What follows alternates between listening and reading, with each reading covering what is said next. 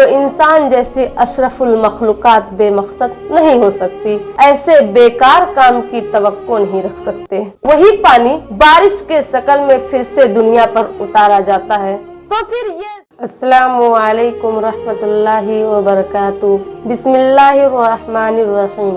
मुअज़्ज़ज़ सामीन और सामियात, आज की इस वीडियो में कर्मों यानी आमाल का बदला जरूर मिलना है, इस टॉपिक पर बात करूंगी। तो आइए देखते हैं, क्या इंसान दुनिया में जो भी आमाल और कर्म करता है, क्या उसका बदला उसे मिलेगा या फिर नहीं।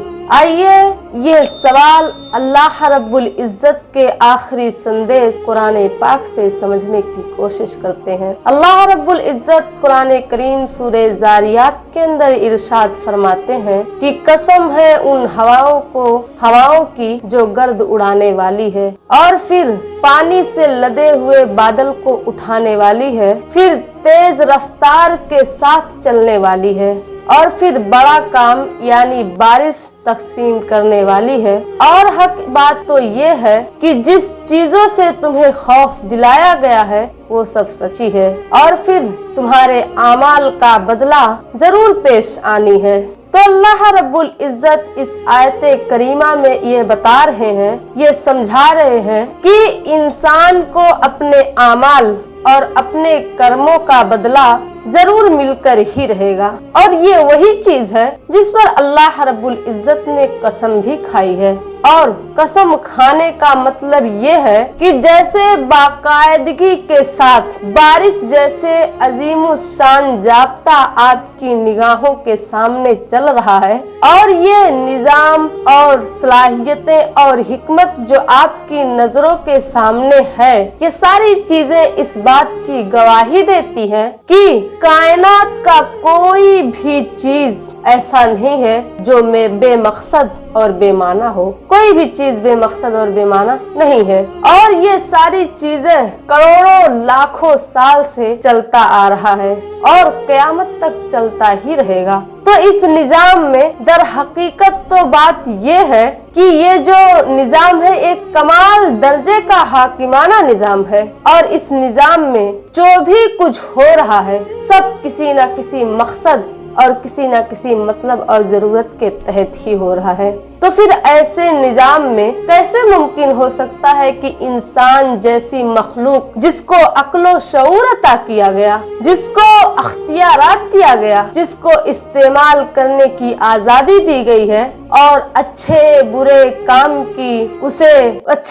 काम के बारे में भी वो बहुत बाखूबी अच्छे से जानता है और अखलाकी हिस्स पैदा करने के बाद और फिर उसके बाद उसे अच्छे बुरे और गलत सही कामों का मौका देने के बाद क्या सिर्फ उसे जमीन में जंग करने के लिए महज फजूल और ऐसे ही बेकार छोड़ दिया गया है? नहीं, हरगिज नहीं। जिसको दिलो दिमाग और जिस्म की ताकत और कुव्वत दी गई थी, जिसको दुनिया में काम करने के लिए बहुत सारे जराए उसके हवाले किए गए थे और जिसको बेशुमार मखलूक के ऊपर फौकियत दी गई, अख्तियार दिया गया, तो फिर क्या ऐसे मखलूक के बारे में कोई पूछताछ और कोई सवालो जवाब नहीं होगा? जिस निजाम में हर चीज किसी ना किसी मकसद के तहत काम कर रही है और उसका कोई ना कोई मकसद जरूर है, तो फिर इंसान जैसे अजीम मखलूक कभी भी बेमकसद नहीं हो सकती। इस निजाम में, इस सलाहियत में और इस हाकिमाना में, इस हिकमत में जो भी कुछ हो रहा है सब मकसद के तहत हो रहा है। तो इंसान जैसे अशरफुल मखलूकात बेमकसद नहीं हो सकती। रही बात उन मखलूकों की किस्मों की जो अक्लो शऊर नहीं रखते, जिन्हें अख्तियारात नहीं दिया गया, वो कोई भी तमीज नहीं रखते हैं, तो फिर उनके पैदाइश की सलाहियत तो इसी दुनिया में ही पूरी हो जाती है। लेकिन इस दुनिया में पूरे हो जाती है, फिर अगर वो अपना उम्र मुद्दत गुजार कर इस दुनिया से खत्म हो जाए और फिर उन्हें खत्म कर दिया जाए, तो फिर ये कोई माकूल बात नहीं है। क्यों? इसलिए क्योंकि उन्हें ना कोई अक्लो शऊर दिया गया है और ना ही कोई अख्तियारात दिया गया है, तो फिर उनसे पूछताछ का कोई सवाल भी नहीं पैदा होता है। लेकिन वही मखलूक जिसे अक्लो शऊर और अख्तियारात अता किया गया है, तो तो फिर उस मखलूक को ऐसे नहीं छोड़ा जा सकता है, बल्कि उसे अखलाकी नौइयत भी दी गई है। और फिर ये अखलाकी नताइज पैदा करने वाले आमाल जो है, ये सिर्फ दुनिया के आखिरी घड़ी तक ही नहीं, बल्कि मरने के बाद भी इंसान के लिए अखलाकी नताइज मुरत्तब होते रहते हैं। और फिर ये इंसान इस तरह बेकार नहीं कि उसे जानवर और पेड़ पौधे की तरह उसके खत्म होने के बाद उसे खत्म कर दिया जाए। नहीं, इंसान के जो भी ये मखलूक अशरफुल मखलूकात है, और फिर इसके अख्तियारात और इरादे से इन्होंने जो भी सही और गलत, अच्छा और बुरा काम किया है, इसका ठीक इंसाफ के मुताबिक उनको लाजमी तौर पर जजा और सजा मिलना ही चाहिए, क्योंकि ये मसलिहत का बुनियादी तकाजा है। क्योंकि दूसरे मखलूक से बरखिलाफ इंसानों को बहुत कुछ दिया गया है और उन्हें बहुत आला बनाया गया है,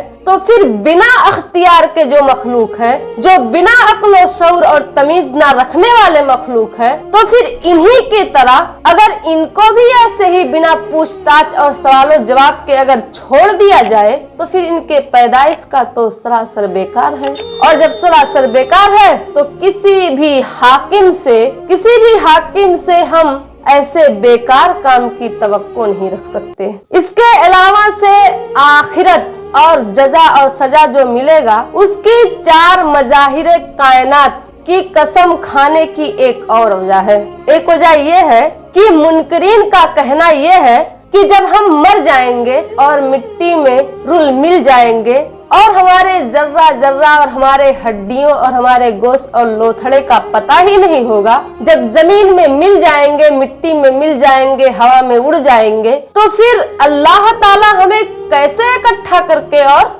जिंदा करेगा? ये उनका कहना है, नहीं कर सकता, ये तो चीज नामुमकिन है, उनके लिए ये चीज नामुमकिन है। लेकिन अगर इस शको शुबा को और इस गलती को दूर करना है, तो आपको मज़ाहिर कायनात पर जरूर गौर करना पड़ेगा। इससे आपका ये शको शुबा खुद ब खुद दूर हो जाएगा, जो आखिरत के लिए दलील के तौर पर पेश किया गया है। जैसे कि सूरज की किरणें हैं, ये जमीन के जखीरा पानी पर असर अंदाज होती है, और फिर क्या होता है, उसकी हरारत जहां तक पहुंचती है, इस अमल से वो बेहिसाब पानी के कतरे को अपने साथ उड़ा ले जाता है, और फिर वो अपने मखज में बाकी नहीं रहता और ना ही वो फना होता है, बल्कि